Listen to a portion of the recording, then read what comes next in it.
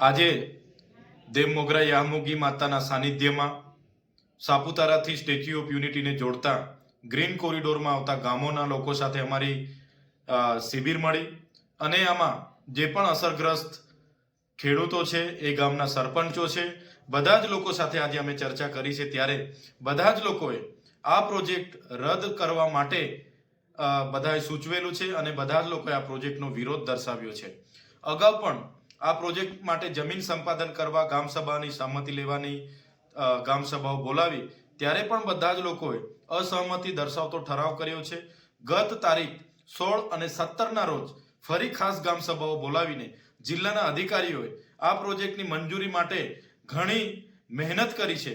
છતાં ગામના લોકોએ અને પંચાયતના સરપંચોએ તમામ લોકોએ આ કોરિડોરનો વિરોધ નોંધાવ્યો છે અને અસહમતિ દર્શાવી છે. ત્યારે સરકારને અમે કહેવા માંગીએ છીએ, અમને વિકાસ સાથે વાંધો નથી, પણ અમારા લોકોને શું જોઈએ છે તે પ્રકારનું કામ અહીં આપવું જોઈએ. આવા ગ્રીન કોરિડોરના નામે, હાઈસ્પીડ કોરિડોરના નામે અમારા લોકોની જમીનો છીનવવાની વાત છે, જેનો અમે સખત વિરોધ કરીએ છીએ. અમે એક પણ ઇંચ જમીન હવે સરકારના પ્રોજેક્ટોમાં આપવા નથી માંગતા.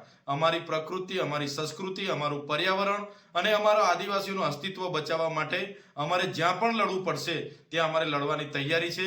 અમે આ સાપુતારા સ્ટેચ્યુ ઓફ યુનિટીનો કોરિડોરનો સખત વિરોધ કરીએ છીએ અને આવનારા દિવસોમાં કોઈ પણ સંજોગોમાં, કોઈ પણ ભોગે એક પણ ઇંચ જમીન અમે આ પ્રોજેક્ટમાં આપવા માંગતા નથી.